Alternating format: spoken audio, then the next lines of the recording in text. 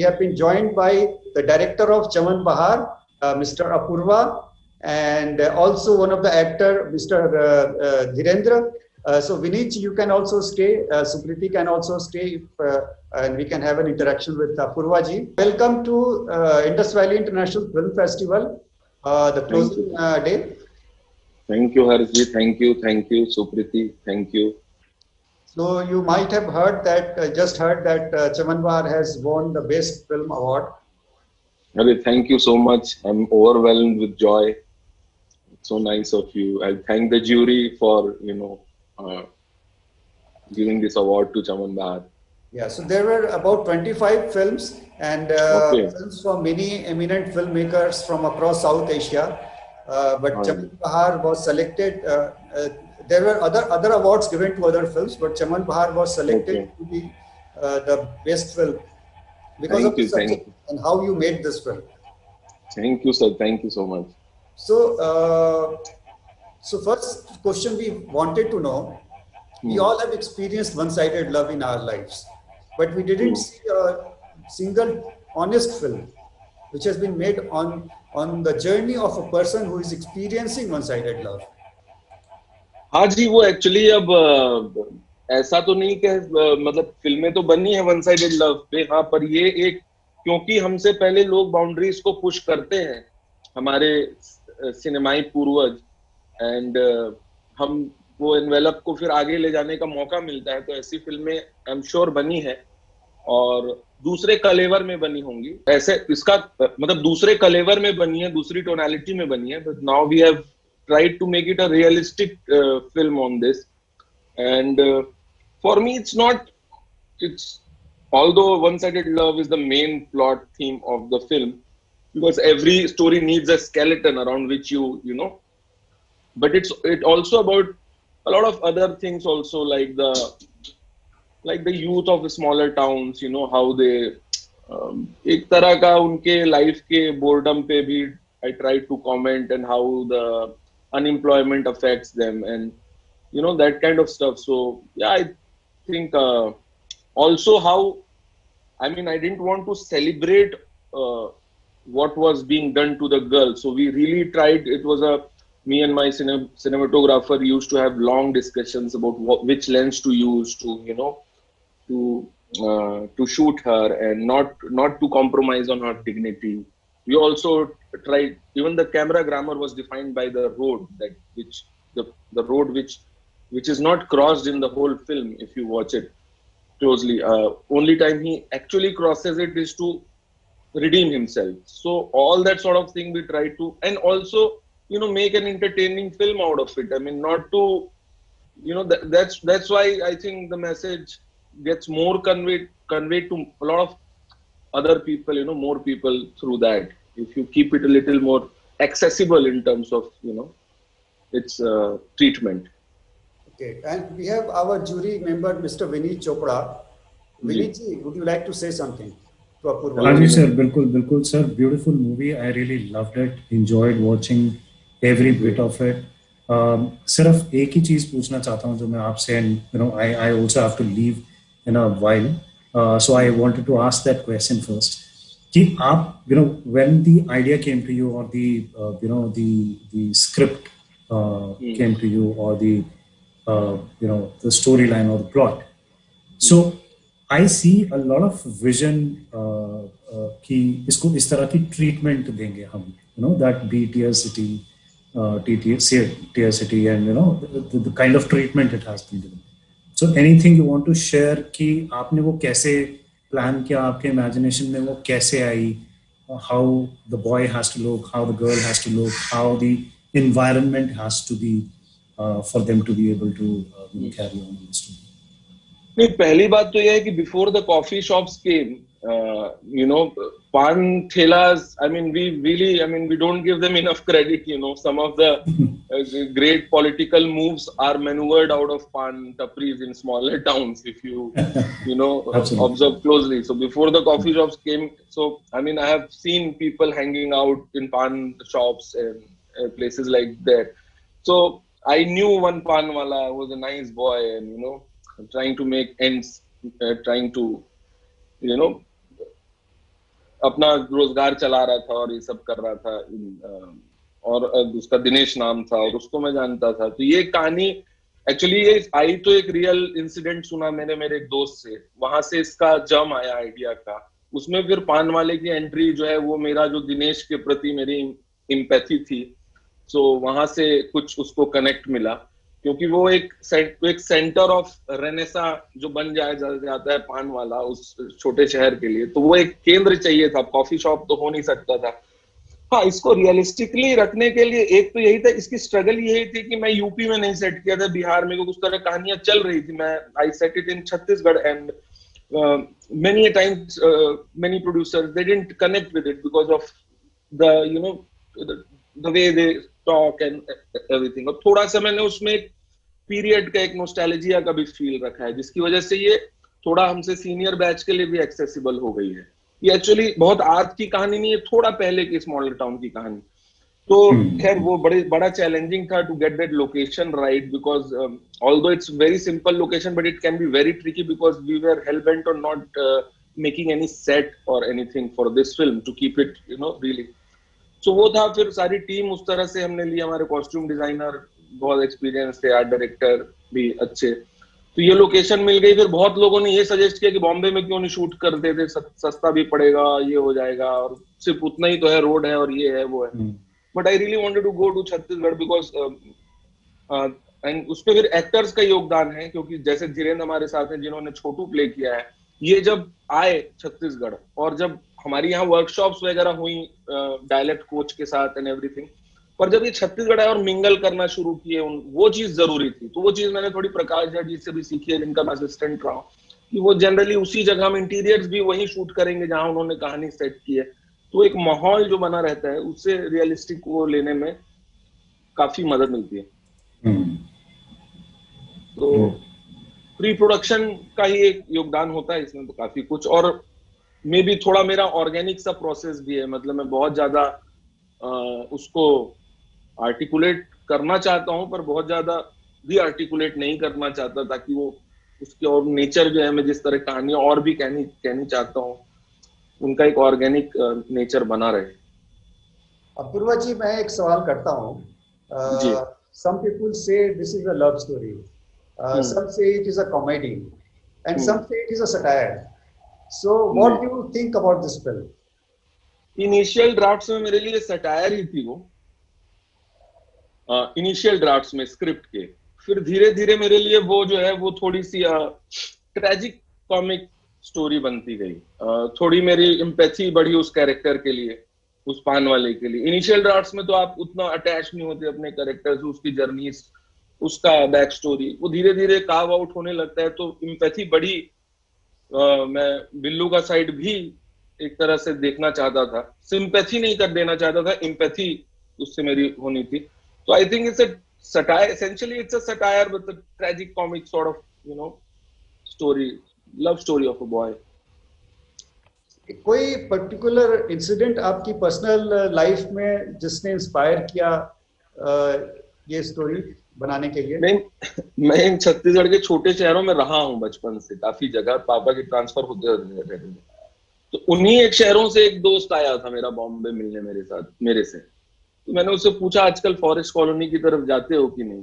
तो वो forest colony जो होती है शहर के बाहर होती है हमेशा, अब तो मिल गई है, शहर फैलने लगे हैं, छोटे शहरों में बाहर होती थी। मैं फॉरेस्ट डिपार्टमेंट में फादर, तो वो बोला नहीं आजकल नहीं जाते, कुछ समय पहले जाते थे। मैं बोला कैसे? तो वो बोलता है कि वो बगल में जो इरिगेशन कॉलोनी, वहां एक बहुत सुंदर लड़की रहने आई थी, तो हम लोग जाने लगे थे उस तरफ। तो ये एक जम था जो आया और जिसके इर्द गिर्द ताना बुनना शुरू किया, और फिर वो एक बातचीत चालू हुई कि मेरे एक अंकल मुझे कहानियां बताते थे कि एक दौर था कि फलाना पान वाले के साथ एक बड़े घर की लड़की भाग गई थी, ये हो गया। पर फिर मैंने सोचा यार वो तो तब होता था, शायद अब तो नहीं पॉसिबल है, तो सुनने में भी नहीं आता है, तो शायद अब कैसा होगा। ये जो क्लास कॉन्फ्लिक्ट है जो भर भी रहा है पर फैल भी रहा है, बढ़ भी रहा है, बढ़ता भी है, पता नहीं क्या हो रहा है उसके साथ, तो चलो उसको देखते हैं क्या होगा आज के जमाने में। मैं जिन लोगों को जानता हूँ, जिस दिनेश को जानता हूँ, जिस सोमू छोटू को रियल लाइफ में जानता हूँ, यदि उनको इस सिचुएशन में डाल देंगे तो क्या होगा उस कहानी के साथ, उस क्लास कॉन्फ्लिक्ट के साथ, या उस पान वाले के साथ, भागने वाले के साथ। तो वो राजा हिंदुस्तानी का भी रेफरेंस इसलिए है फिल्म में क्योंकि वो टैक्सी वाले के साथ उस फिल्म में रियल में जो है करिश्मा कपूर है, वो बहुत और भी था, थोड़ा वो हो नहीं पाया हमारे को कॉपीराइट इशू आने तो। बल्कि मैं वैसे बिहार से बिलोंग करता हूँ, मोतिहारी नाम की एक जगह है, तो मैंने भी अपने बचपन में हमने इस तरह की बहुत सी इंसिडेंट्स देखे हैं, सुने हैं, एक्सपीरियंस किए हैं जी। हाँ, वो हर शहर में कुछ ना कुछ ऐसा किस्सा रहता है ऐसे। कि कहीं कोई खूबसूरत लड़की रहती है और आसपास के जो लड़के हैं दुकान वाले, और वो मंडराते रहते हैं, फिर इस तरह के इंसिडेंट्स होते हैं, उसकी उनकी पिटाई होती है, फिर भी नहीं मानते हैं। जी हाँ, वो है। पर देखिए इसमें हाँ मतलब ये सब तो होता ही रहता है इसमें। यदि आप देखें चमन बहार के कॉन्टेक्स्ट में देखें तो कहानी का नायक उसको कभी पीछा नहीं करता है। मतलब वो एक बार जब वो पीछा करता है तो उसकी चोट वहीं पे लगती है। वो डेलिबरेट था कि जहां से उसको अपनी मर्द होने का शायद आप घमंड है मान सकते हैं, कहीं ऐसा तो वो लड़का है नहीं, पर वो एक वो सटल लेवल पे हमने वो रखने की कोशिश की है। और यदि कोई शायद फिल्म एप्रिसिएशन वालों को समझ आए तो वो, और कभी ये एस्टेब्लिश नहीं किया कि उसकी गाड़ी का चेन जो है निकल जाता है और उसको लग सकती है। वो चाहे तो हम कहीं शुरू में बता सकते थे इसकी चेन खुलती, पर वो नहीं बताया। इसी वजह से हम कैमरा 5 किलोमीटर घुमा के फ्लाईओवर पे लेके गए और उसको टॉप शॉट में दिखाया कि वो एक एक्ट ऑफ गॉड है। यदि आप ऐसा करोगे तो भगवान से मार पड़ेगी। अभी पर थोड़ा कुछ चीजें हैं तो आजकल तो भगवान तक जाने की जरूरत नहीं पड़ती, आजकल लड़कियां चप्पल मार देती। वो भी है जी, मार ही देना चाहिए, बिल्कुल मार देना। हाँ, मैं आपको एक चीज पूछती हूँ, एक वो गाना आया था ना, नीचे पान की दुकान ऊपर गोरी का मकान। जी जी हाँ, है ना। तो आपने जो ये बात बोली ना कि पान की दुकान के अराउंड तो कोई स्टोरी है ही नहीं, मतलब कैफे कॉफी डे या कुछ में मैं स्टोरी बना सकता था, पर ये मैंने सेटिंग ऐसी है कि वहां पान की दुकान में बनाया है। तो ये एक्चुअली सच बात है। मैं आपको एक चीज बताती हूँ, जब जो बैंक्स के रूरल ब्रांचेस है ना, वो अपनी पॉलिसीज को पॉपुलराइज करना चाहते थे, अपनी लोन गिविंग पॉलिसीज और इंटरेस्ट फ्री लोन्स देना चाहते थे। तो उन्होंने एक ही तरकीब निकाली थी कि जो चाय की दुकान है या जो पान की दुकान है वहां पे हम अपने एजेंट को बैठा देंगे, और वहां पे जो भी कोई आएगा वो एजेंट उनको क्योंकि चाय पी रहे तो 5 मिनट तो है ना आपके पास, आप पान खा रहे हैं तो 3 मिनट तो आप दुकान पे खड़े हैं ना, बस उतना ही चाहिए। उतनी देर में हम उनको जो है अपनी पूरी स्कीम के बारे में बता देंगे। तो ये बड़ा पॉपुलर हो गया था। ये तो बड़ा इंटरेस्टिंग। पान की दुकान और चाय की दुकान जो है गांव में, वो ही एक जैसे अड्डा होता है ना लोगों का, वहीं पे लोग आते हैं, तो वहीं पे लोगों को पकड़ना चाहिए बनिस्बत इसके कि आप उनके घर जाएं, क्योंकि दिन में आप उनके घर जाएंगे तो वो होंगे नहीं, वो खेतों में होंगे या वो कामकाज के लिए निकले होंगे। तो ये आपने अच्छी चीज पकड़ी। मैं बस ये पूछना चाहती थी, उसने इसीलिए वहां पे पान की दुकान खोली कि वो घर के सामने रहे? नहीं, वो ये बाद में आती है। जो रिंकू ननोरिया है फिल्म में, रितिका जिन्होंने प्ले किया है, दुकान तो इसकी पहले से होती है। वो उस समय वो रोड बिजी रहती है, वो रोड बिजी रहती है, वो जिला चेंज होता है ना, तो वो भी था कि एक स्मॉल टाउनर की लाइफ, एक छोटे आदमी की लाइफ कैसे छोटे छोटे चेंजेस से, जिला बदलने से हमको कुछ नहीं होता है, हम तो ऐसे ही चलते हैं, उसकी लाइफ पूरी उथल पुथल हो जाती है। तो वो था एक, हाँ, वो बाद में आती है उसमें।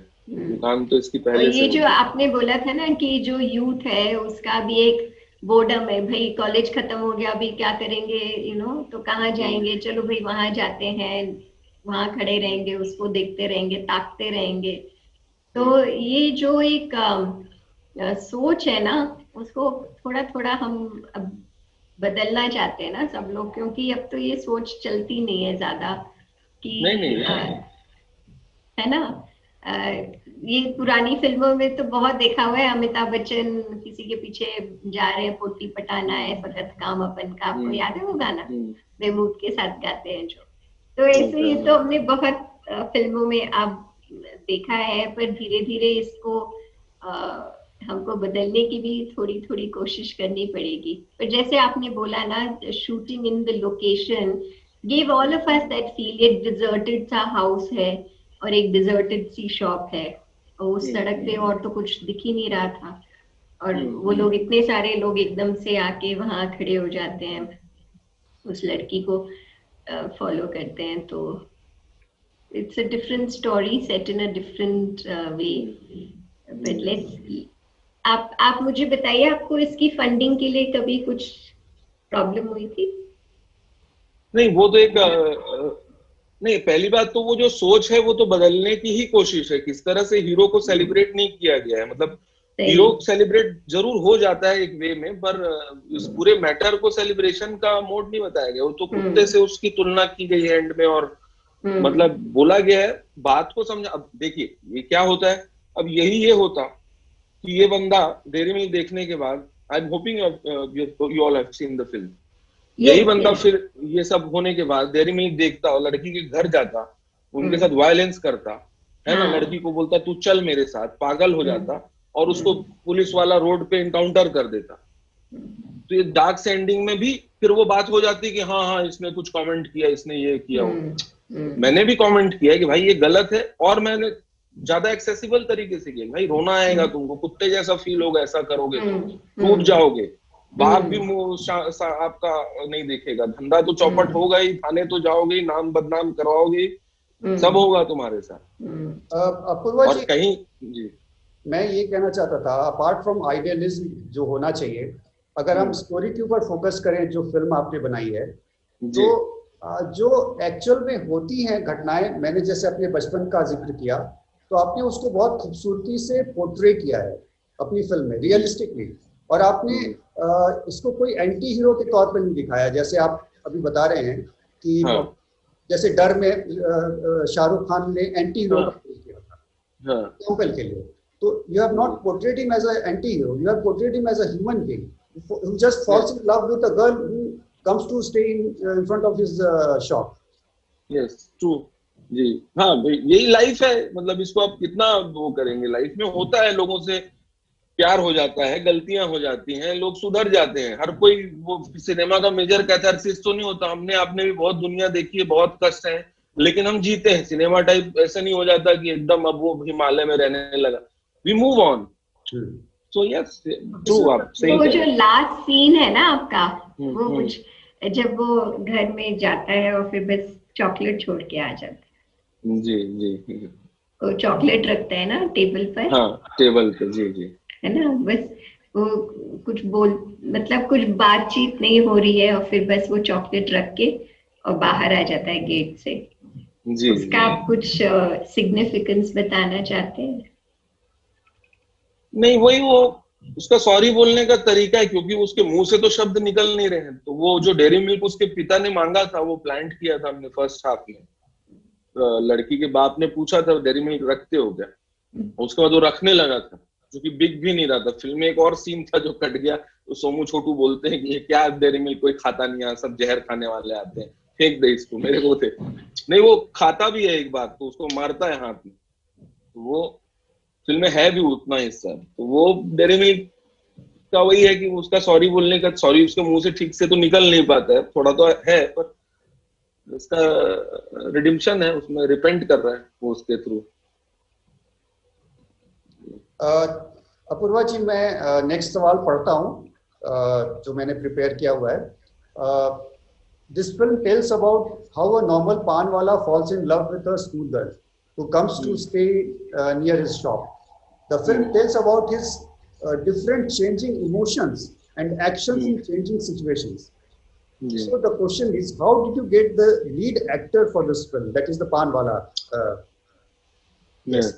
It was a difficult job, क्योंकि मैं तो इनिशियली जब मैंने कहानी लिखी, मैंने खुश हो गया यार, पान वाले की पहली बार कहानी आ रही है, और सब पान वाला, मतलब मेरी लाइफ में तो अहमियत रही, जैसा कि हम पहले भी बात कर चुके हैं। तो कुछ एक्टरों से मैंने फोन किया, कुछ को मैं जानता था, मैं बोला ऐसी कहानी है, हीरो मेरा पान वाला है। मैं सोचा ये मेरा सेल्स पिच होगा, अरे वाह वाह पान वाला है। तो कुछ लोगों ने बोला नहीं नहीं, मैं पान वाला नहीं करूंगा। तो मैं बोला अरे अच्छा। तो फिर मैं दूसरे ढंग से लोगों को मैं बोला भाई हमारा राज, हमारा राहुल तो, हमारा रोहित तो बिल्लू ही है। तो पर वो नहीं बन रहा था मामला। फिर जीतू के का मैंने कुछ काम देखा था, वो पिक्चर्स करके एक शो आया था उनका, हाँ। तो उसमें देख के लगा कि इनकी साइलेंसेस जो हैं वो, कौन सा और शो इसमें देखा था आपने? जितेंद्र का कौन सा शो देखा था? पिक्चर्स करके, ये पहला वेब शो होगा लगता है इंडिया का, इसका नाम था पिक्चर्स। और इसमें जीतू थे और 2-3 और अच्छे एक्टर्स थे। तो उसमें मैंने उसका पहला 10 मिनट ही देखा। जीतू अपने ऑफिस में बैठा है, काम कर रहा है और उसका मन नहीं लग रहा है, और वो साइलेंसेस में बात कर रहा था, मतलब कुछ बिना कहे कन्वे कर रहा था। और इस रोल के लिए जो सबसे इंपॉर्टेंट चीज वो वही थी बिल्लू के लिए, कि how well does he convey his emotions through his eyes, body language, etc. So then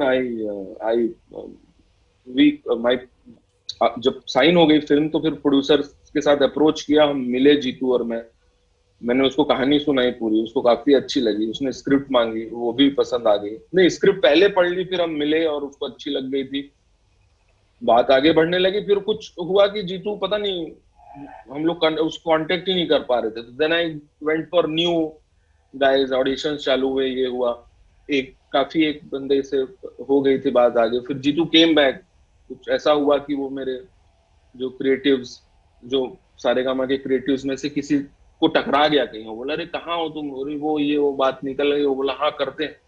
तो बस 10-12 दिन पहले ही वो आ गया। तो फिर उसको भेजा हमने रायपुर। पहले तो उसके साथ मैंने वर्कशॉप की, रीडिंग्स की, फिर रायपुर गया वो 4-5 दिन पान दुकान पे काम किया उसने, जाता था मतलब, हाँ 4-6 घंटे रोज। पान बनाना भी सीख गया, उसके पान खाने पड़ते थे, वो खिलाता था जबरदस्ती। Jitu is an excellent actor, बहुत बढ़िया एक्टर है। Very good. जो पोटेंशियल है उसको, ही इज अंडरडॉग, उसको वो पब्लिसिटी नहीं मिली है जो काम करता है, जो पोटेंशियल है उसके अंदर अभी भी। जी जरूर। और बाकी सारे भी एक्टर्स जो पूरा सबने एज एन एंसेम्बल लिया हमने, जीतू के अलावा। जैसे मैंने कहा कि एक मेन स्केलेटन तो चाहिए होता है कहानी का काम। जैसे धीरेन्द्र हमारे साथ है, भुवन जिन्होंने सोमू प्ले किया, या जो शीला भैया प्ले किया, आलम खान या अश्विनी, सब धीरेन्द्र एनएसडी से हैं और भुवन एफटीआई से हैं, सब ट्रेन्ड एक्टर्स। तो उन्होंने जो एंसेम्बल का एक पूरा माहौल लाया। रितिका बहुत you have to watch out for her, मतलब कमाल है वो। सब पता है उसको कहाँ कैमरा लगा है, क्या हो रहा है, बहुत अच्छे से। जो उसका क्लासरूम वाला सीन है, वाज रियली वरीड कि वो कैसा रिएक्शन करेगा, टाइम नहीं था, लास्ट में उसका क्लोजअप शूट कर रहे थे। और मेरे को लगा यार ट्रिकी है वो, जब शीला भैया आए हुए हैं और उसको मतलब प्रेजेंस फेल्ट भी करना है, पर उसको ये कन्वे भी नहीं करना है कि मतलब बहुत अच्छे से उसने फटाक से कर दिया। Very natural and brilliant actor. Tell us about your experience. How did you get this role, and what was your experience of depicting the character? The experience to get the roles are the typical and usual one that happens in Mumbai for any actor who comes to lands in Mumbai. But yeah, जो हमारे casting director थे त्रिशान और शुभम, और उनके assistant जो राम है, they were working in close affinity with अपना अपूर्व। सो अपूर्व के बहुत सारे स्पेसिफिक ऑडिशंस को लेके मतलब काफी नजदीक काम कर रहे थे, तो उससे एक्टर्स को बहुत सारा हेल्प मिलता है। Because these days what happens is that those people who have written the story are going to direct are in, मतलब बहुत दूर रहते हैं कास्टिंग डायरेक्टर से, तो एक अलग ही सेट ऑफ इंस्ट्रक्शंस को आप फॉलो करते हो, तो सम वे आपका डायलॉग नहीं हो पाता।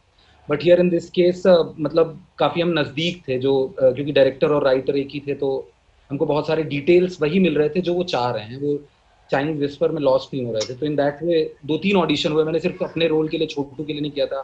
I was audition for some other role, then many auditions happened for many different roles, but I landed up in this role. Experience, I think मैं बातें सुन रहा था, एक्सपीरियंस वही होता है कि आप ये सब जगहें आप जानते हो, मोटा मोटा वी आर नॉर्थ इंडियंस, तो हम इस तरह की चीज़ों से हम एक वक्फा हमारा गुजरा हुआ है। But the good thing is कि जो स्मॉल पीसेज में आपकी इन्फॉर्मेशन है उसको आप ऑर्गेनिकली फील करते हो वहाँ पे। कि मैं मध्य प्रदेश का रहने वाला हूँ, my father is a doctor, so उनकी पोस्टिंग छत्तीसगढ़ में होती थी, तो I used to hear lot of stories. But then I went there, तो ऑब्वियसली कुछ एक सर्टन एलिमेंट्री फंडामेंटल डिफरेंसेस तो हैं, साउंड के, बीइंग के, इंटरैक्ट करने के, लिंगो के। कई बार पॉपुलर लिंगोज हैं जैसे डैडी, भांचा, ये एक सिस्टमेटिक ईयर ऑफ प्रोग्रेशन में बदलते रहते हैं पॉपुलर कल्चर। जैसे बड़े शहरों के पॉपुलर कल्चर होते हैं अपने, वैसे ही एलिमेंट्री पॉपुलर कल्चर छोटे टाउन के भी होते हैं जिनका जिक्र इतना नहीं होता. देयर यूज्ड टू बी पहले लिटरेचर जिनमें ये जिक्र होती थी, बट अभी शायद नहीं है. तो वो सब जानने का मौका मिला, और वो जब जैसे ही आप जानते हो तो वो शब्द और वहाँ का जो स्पेस है वो अपने आप असर करता है. You need not to do बहुत ज्यादा, and the script is so well written, तो मतलब most of time you just have to behave normally. तो धीरेन्द्र, आपने अपने लाइफ में कभी वन साइडेड लव एक्सपीरियंस किया है जैसा दिखाया है फिल्म में, मुझे जिस ट्रूथफुली इन्होंने बनाया है? सर अक्सर होता है सर, अक्सर होता रहता है, वो सभी को होता है सर. किसी भी नए पुराने किसी भी प्रकार के जेंडर ओरिएंटेशन के लोग हों, प्यार तो बड़ा. But I think what madam सेठ के और जो एक चर्चा हो रहा था कि आप अपने प्यार जब आपको होता है तो आप अपने आप को कंडक्ट कैसे करते हो, आपके आसपास का जो सोसाइटी है, आपके आसपास जो लोग हैं, वो आपको बिहेव या कंडक्ट करना कैसे सिखाते हैं. How you moving forward, how you approaching, that's what. और उसमें जनरली स्मॉल टाउन में इतने, एक तो मॉरल इम्प्लीकेशंस इतने होते हैं, और नाम और ऊपर से नजरें इतनी ज्यादा होती हैं कि आप एक्सप्रेस करना और अब्यूज करना, उसका जो थिन लाइन ना बहुत पास होता है. आप जैसा इसमें भी होता है, मतलब कि आप वो थिन लाइन में आप हमेशा रहते हो छोटे टाउन में. एक मॉरल भी आपके ऊपर कंपस है, और आपके पास स्पेसेस भी नहीं है जहाँ पे आप अलग से कुछ कर पाओ, तो वो बहुत थिन लाइन में डिसीजन होता है. तो वो उस तरह का मुझे भी बहुत फील हुआ. मेरे आसपास तो बहुत सारे दोस्त हैं जो मतलब इस तरह की चीजों से गुजरे हैं, दोनों जेंडर के. But that's very beautiful. मतलब स्मॉल टाउन में वो जो एक, आई थिंक ये जो हमारे व्हाट्सएप और जो हमारा डिजिटल जनरेशन के आने के पहले वो चीजें थी, तो उसमें बातें एक्चुअली होती थी, और वो आपको काफी इनलाइटन करती थी. आप प्यार अगर आप चेज भी कर रहे हो, स्टॉक भी कर रहे हो, पर at the end of the day even I am stalking someone, but ये करेज करना कि उससे मैं बात कर पाऊं, उसके लिए आपको होना चाहिए. यहाँ पे तो आप फोन में किसी की भी साइट स्टॉक करके आपने लिख दिया कुछ भी, और आप कोई फिजिकल एक आप समझ रहे हो, आपको कोई पनिशमेंट आपका नहीं है, आप बस कर दिए. बट वहां पे होता था, अगर आप उस तरह की जुर्रत करते हो, और अगर जिसके ऊपर किया उसने नहीं किया, तो कोई ना कोई तो करेगा, किसी ना किसी के राडार में आप मॉरली तो गिरे ही. तो उस तरह से आपका ह्यूमन, मतलब आपका कैरेक्टर डेवलपमेंट भी होता है, बेटर होते हो. कोई भी तो मतलब उस सोसाइटी में एब्सोल्युटली पॉलिटिकली राइट नहीं होता जेंडर को लेके, वैसे समाज के फ्रिक्शन से आप इवॉल्व करते हो. yes. और अपूर्वा ने उस कैरेक्टर को बहुत सेंसिटिवली डील किया है, बहुत रियलिस्टिकली डील किया है, and you develop sympathy for the character of Jitendra Kumar. You don't develop animosity towards the character. आपको उसके ऊपर घृणा नहीं आती है, आपको उसके ऊपर प्रेम आता है, जो उसका कैरेक्टर है जितेंद्र. आई थिंक उसको आप मतलब मुझे लगता है जेंडर बायस से ना देखिए. एक स्मॉल टाउन ना बहुत सारे स्मॉल पीसेस में बना होता है, मतलब इवन अ मेल में भी बहुत सारे. मैं नहीं कहूंगा कि सिंपैथेटिक जैसा कैरेक्टर देखा है, उन्होंने शायद एक एम्पैथाइज करने की कोशिश, एम्पैथी के नजर से देखा है कि इवन, और उसको एक क्लोज एनकाउंटर में दिखाया भी, रिवील करते भी दिखाया है कि कहाँ उससे गलती है. और उसकी रियलाइजेशन कोई ऐसे कॉलेज वाले बच्चों की रियलाइजेशन जैसे नहीं है कि उसने कोई बात पढ़ी, गलती करके एक उसके मॉरल कंपस से आता है चीजें कि कहीं उससे गलत हुई है चीजें साइलेंटली. तो वो एम्पैथेटिक बनाता है. आई थिंक हमारे मतलब आप एपिक्स में भी देखो तो आपका सेंस ऑफ अगर रिमॉर्स है, तो आप शायद आपको एक सेंस ऑफ रिमॉर्स है अगर अपने सिंस का, तो आपके पास वापस एक मौका है अपने मेन स्ट्रीम में आ पाने का. कहानी उसके पर्सपेक्टिव से दिखाई है, उसकी लाइफ, उसकी जर्नी है, उसकी इमोशनल जर्नी. जी जी जी जी. और not just one person, it is about the sets of people who makes the city. उसके आसपास वो दो लोग भी हैं जो उसको लगातार एक तरह में इंस्टिगेट कर रहे हैं. बहुत सारे इंस्टिगेटर्स वो बच्चे भी हैं जिनसे, मतलब there are a lot of, it is a story about a city. उसमें बिल्लू एक हमारे शायद एक लेंस है, और बिल्लू और उसका जो प्यार है वो एक लेंस है देखने का. पर उसमें आप एक बैकग्राउंड में देखोगे तो एक टाउन के बदलने की भी कहानी है, जो अपूर्व ने, क्योंकि वो खुद स्मॉल टाउन में रहे हैं और छत्तीसगढ़ से रहे हैं, जो लगातार बदल रहा है ग्रेजुअली. तो बदलते बैकग्राउंड में और उससे फ्रिक्शन और कोप अप करते जो कैरेक्टर्स हैं, पान ठेले में भी पहले किसी एक लोकल प्रोडक्ट का आना, फिर डेयरी मिल्क का आना, उसके बाद शहर का बदलना, एक छोटे जनपद का एक जिले में बदलना, उससे लोगों का एक पावर पोजीशनिंग. तो वो चीजें काफी एक सटली, बहुत ओवरवेलमिंग स्पून नहीं किए हैं, पर आई थिंक वो हैं. वो हम एक्टिंग करते वक्त शायद हमने उतना ओवर कम्युनिकेट नहीं किया, पर हम जब वहां पे तैयारी करने गए या बात की जब अपूर्व से उस जगह के बारे में, उस सब के बारे में, तो एजुकेट जरूर हुए. और जब आपको पता रहता है सारा ग्लोब, तो आपको सारा ग्लोब पता है, तो आप आप ज्यादा इफेक्टिवली अपना मैप या अपनी ज्योग्राफी टेल कर पाते हो, you know what part you belong. Apurva ji, जी बताएं। हमने 2 साल पहले फिल्म देखी थी सायरा, आपको याद होगा 2-3 साल पहले जब आई थी। जी जी जी। सायरा जब ओरिजिनल मराठी फिल्म आई थी, यस यस। तो मुझे थोड़ा थोड़ा कनेक्टिविटी मुझे नजर आई कि जिस तरीके से जो अर्दी फीलिंग सायरात में थी वो आपकी फिल्म में मुझे नजर आई। हाँ, वो मराठी सिनेमा में बीच में कुछ ऐसा काम हुआ जिसने हमारे जैसे लोगों को काफी कॉन्फिडेंस दिया, चाहे वो सैराट हो, कोर्ट हो, एक फिल्म आई थी अविनाश अरुण साहब की किला हो, बिल्कुल। बीच का एक मराठी सिनेमा का बहुत ही अच्छा दौर अभी भी शायद हो रहा है। फिर आपकी फैंड्री हो, Fandry is very powerful film. तो उनका तो हाँ, उन्होंने कॉन्फिडेंस दिया। वही मैंने जैसे कहा था कि पीछे के कुछ लोग इन्वेलप को कुछ हद तक पुश करते रहते हैं, फिर हम लोग आते हैं तो हमारे पास वो स्पेस होता है कि हम उसको थोड़ा आगे ले जा पाए। तो वो जो नॉस्टैल्जिया वाला एलिमेंट है वो भी नजर आता है, जो नॉस्टैल्जिया वाला एलिमेंट। जी जी जरूर, वो क्योंकि वो एक तरह के दिमाग में 90 का दशक ही इसमें था, क्योंकि जो कहानियां मैंने अपने थोड़े बड़े लोगों से भी सुनी थी, सीनियर ग्रुप वालों से, इसलिए थोड़ा मोबाइल फोन से दूर रखा, ये किया थोड़ा उसको एक हाँ वो फ्लेवर रखने की कोशिश की जितना हो सके। इसलिए वो एक रेडियो बज रहा है और मतलब बहुत उसको इन योर फेस नहीं कर सकता था कि मेरे पास थोड़े कांस्टेंट बजट के भी उसके भी और पूरी रियल लोकेशन थी, तो पीरियड के लिए आपको फिर थोड़ा सेट करना पड़ता है। और आजकल जगह जगह मोबाइल के एड्स लगे होते हैं बाजार में, तो वो हटवा कहाँ से मैं अफोर्ड करता हटवाना इतने सारे बोर्ड्स और ये सब, तो वो इसलिए थोड़ा सा बचते हुए मैंने वो किया है। मतलब हाँ, तो नॉस्टैल्जिया है उसमें। वीएफएक्स में भी हटा सकते हैं बाद में। सर वीएफएक्स का भी बजट होता है ना। मेरे को ऑलरेडी भालू बनाना था, वो खर्चे वाला काम था। हाँ, अच्छा ये बताइए, प्रकाश जी आपके गुरु हैं, मतलब उनके साथ आपने असिस्ट किया है, तो और वो खुद बिहार से हैं, बेतिया से हैं, तो और उन्होंने भी इस तरह का बचपन देखा होगा, एक्सपीरियंस किया होगा, तो उनसे क्या गाइडेंस मिली इस फिल्म के लिए आपको? अरे बहुत अच्छा सवाल है ये, मैं पहले कहीं बोल नहीं पाया कि किसी ने इस तरह से पूछा नहीं। उनका सबसे बड़ा योगदान इस स्क्रिप्ट में ये है। हाँ। और बाकी जो तो मैंने सीखा है सब, मैं उनको शुरू में मैंने सुनाई थी ये कहानी उनको, बहुत इनिशियल ड्राफ्ट, तब वो शायद वो तब बनने लायक भी नहीं थी, उतनी परिपक्व नहीं थी कहानी। तो मैं ऐसे ही गया एक दिन टाइम लेके उनके पास, जब मैं असिस्टेंट का काम बंद कर चुका था 1-2 साल बाद। एक दिन दोपहर में उन्होंने बुलाया, आ जाओ, तो मैंने बताया सर ये ऐसी कहानी है। तो उन्होंने बस एक ही सवाल किया कि वो दुकान खोल क्यों रहा है। अच्छा, फिर? तो मैंने बोला, उस समय कुछ फ्लैशबैक भी था उसका, ये था वो था, तो मैंने बोला सर इस कारण खोल रहे, खोलना चाहता है वैसे उसका, जैसे हर किसी का, मेरे को फिल्म बनानी है वैसे उसको दुकान खोलनी, नहीं पर खोलना क्यों चाह रहा है। कंफ्यूज हो गया यार, क्या सवाल है, मैं समझ नहीं पाया। मैं आ गया, फिर बात हो गई जो भी और बाकी चीजें हुई डिस्कस।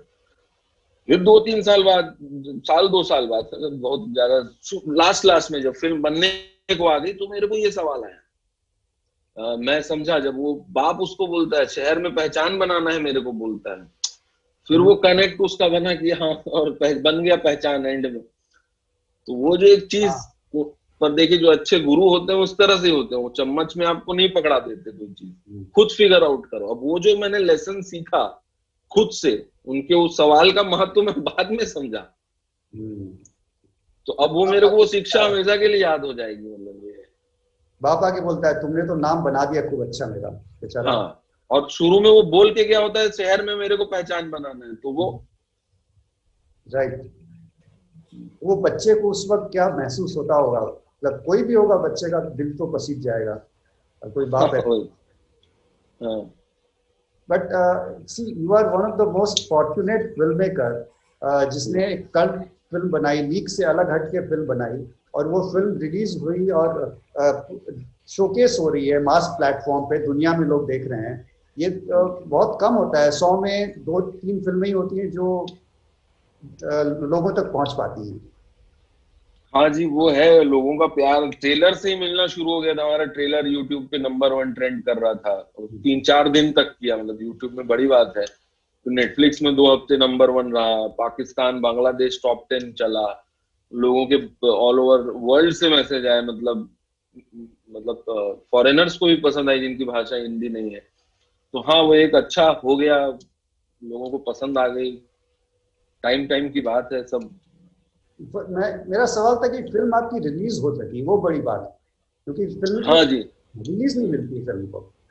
जी, वो तो मुश्किल होता। वो अब चूंकि दौर भी ऐसा था, फिल्में आ नहीं रही थी और कोई हम वैसे तो 19 जून को थिएट्रिकल रिलीज ही प्लान था हमारा, उसी तारीख को, पर जितना कोशिश होती हम जो कर पाते, पर वो हो नहीं पाया। और फिर ये आई थिंक लॉकडाउन की पहली फिल्म थी, मतलब जो आई शायद ओटीटी पे, मतलब स्टूडियो फिल्म कह लें या थोड़ी लेजिट टाइप, आई डोंट, मतलब कोई और भी हो सकती है, पर हाँ ये आई और उसके बाद तो और बहुत सारी अब आ रही है।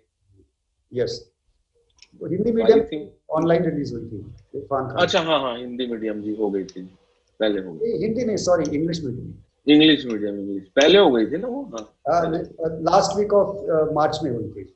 नहीं, पर वो थिएट्रिकल के बाद आई थी। थिएट्रिकल उसका हो गया था पहले। अच्छा अच्छा। थिएट्रिकल तो वो दिसंबर जनवरी में हो गई थी रिलीज। अच्छा, ओटीटी पे उस समय जी। ये प्रॉपर रिलीज तो मेरे ख्याल से यही थी। फिर और भी अब तो सब आ रहे हैं, मे बी उससे कुछ हुआ कि लोग देख रहे हैं ओटीटी में भी, आई डोंट नो। सुप्रीति, आप क्या कहना चाहेंगे?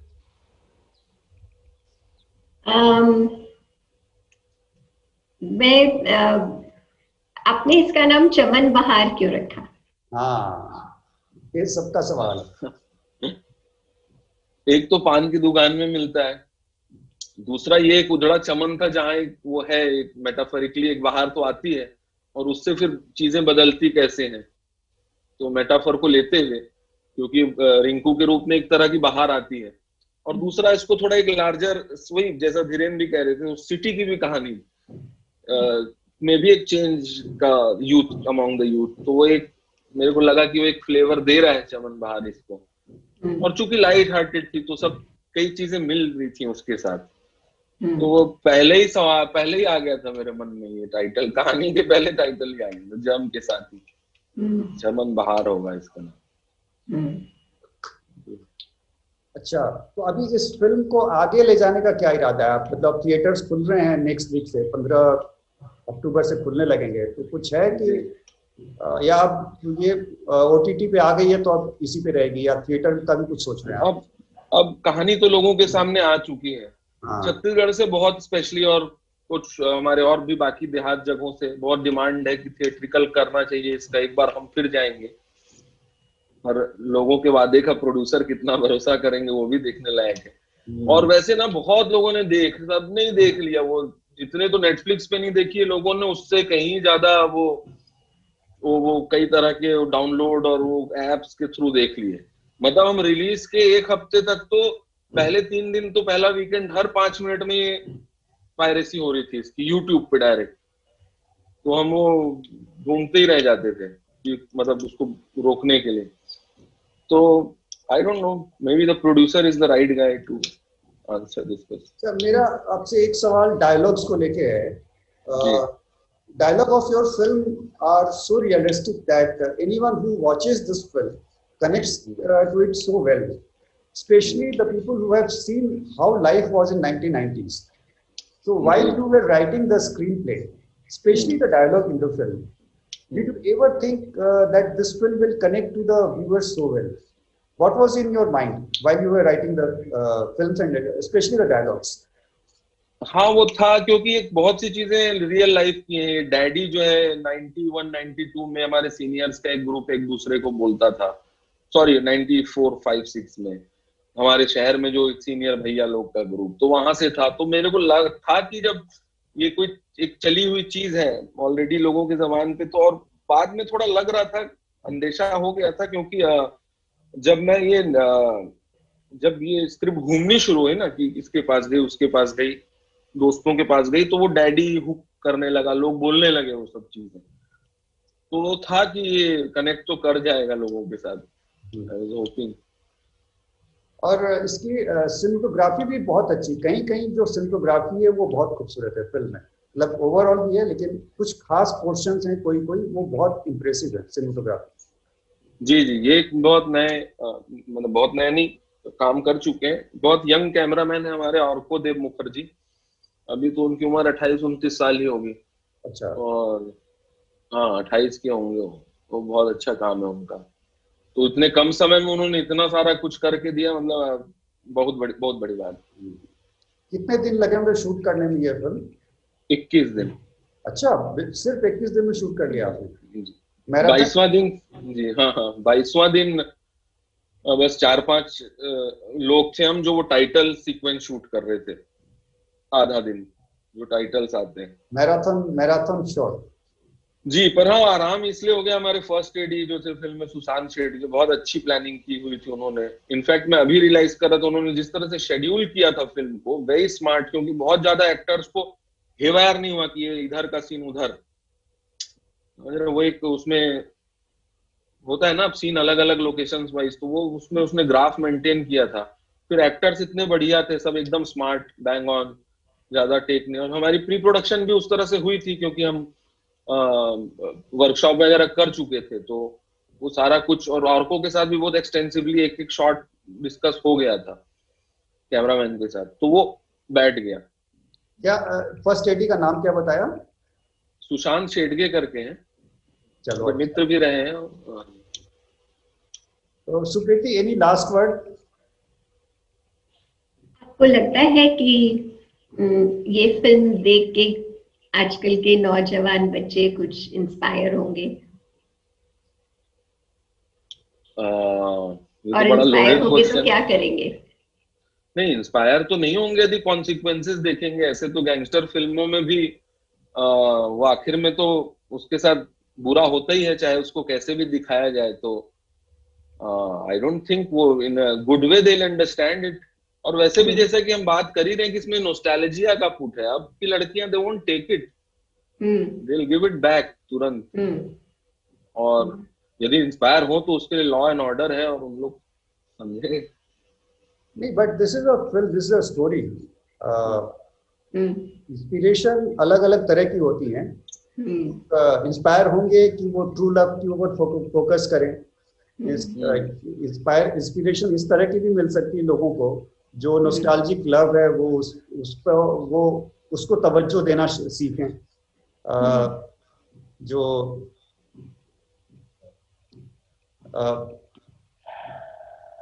शायद उनको वो जो एहसास है वो एहसास उनमें डेवलप होगा लोगों में। तो अपूर्वा जी, ये इंडस वैली जो है हमारा प्लेटफॉर्म जी, हम कोशिश कर रहे हैं कि जो आपके जैसे प्रॉमिसिंग यंग फिल्म मेकर्स हैं और सीनियर्स भी हैं, तो हम पूरी साउथ एशियन कंट्रीज के जो फिल्म मेकर्स हैं उनके लिए हम प्लेटफॉर्म बना रहे हैं, जिसमें वो आपस में कनेक्ट करें, बात करें, नेटवर्क करें, और कुछ कोलैबोरेट भी कर सकें, जॉइंट वेंचर्स भी कर सकें, और क्रिएट करें पूरी साउथ एशियन प्लेटफॉर्म, कि एक पूरी साउथ एशिया की यूनिफाइड क्रिएटिव प्लेटफॉर्म हो। फिर हम उसको इंटरनेशनली हम एक यूनिफाइड कंटेंट के रूप में, साउथ एशियन इंडस्ट्री के रूप में, साउथ एशियन सिनेमा कंटेंट के तौर पे हम प्रेजेंट कर सकते हैं इंटरनेशनल कम्युनिटी को, वर्ल्ड में। तो उससे हमारे फिल्म मेकर्स को बड़ी मार्केट का एक्सेस मिलेगा, ज्यादा रिसोर्सेज मिलेंगे। आपको क्या लगता है इस चीज के बारे में? नहीं, काफी अच्छा विचार है ये, साउथ एशिया को पूरे यूनिफाई करने का। ये हाँ, बहुत बहुत it's a very good thought, and I think it should work. I mean, तो ये इंडस वैली करके हमने प्लेटफॉर्म बनाया है। बहुत सही है, तो आप इस पे आगे बढ़े। तो बहुत शुक्रिया हमसे बात करने के लिए, हमारे साथ जुड़ने के लिए, और आपको बहुत बहुत मुबारकबाद, आपकी फिल्म को बेस्ट फिल्म का के लिए सेलेक्ट किया गया। और मैं धीरेन्द्र जी का भी बहुत शुक्रिया अदा करता हूं कि वो आए, हमसे जुड़े, हमारे साथ बात किया। हम although we can't see Dhirendra, but we can hear your voice, we could hear your voice, and the people will now see you. आप इनके कैरेक्टर का नाम बता दें ताकि हमारे दर्शकों को। जी, धीरेन्द्र को तिवारी छोटू प्ले किया है, छोटू का कैरेक्टर प्ले किया है धीरेन्द्र जी ने। तो अभी लोग देखेंगे उनको। तो अपूर्वा जी, आप लास्ट में कुछ फिल्म के बारे में बताना चाहेंगे? सुप्रीति, आप कुछ कहना चाहती हैं शायद?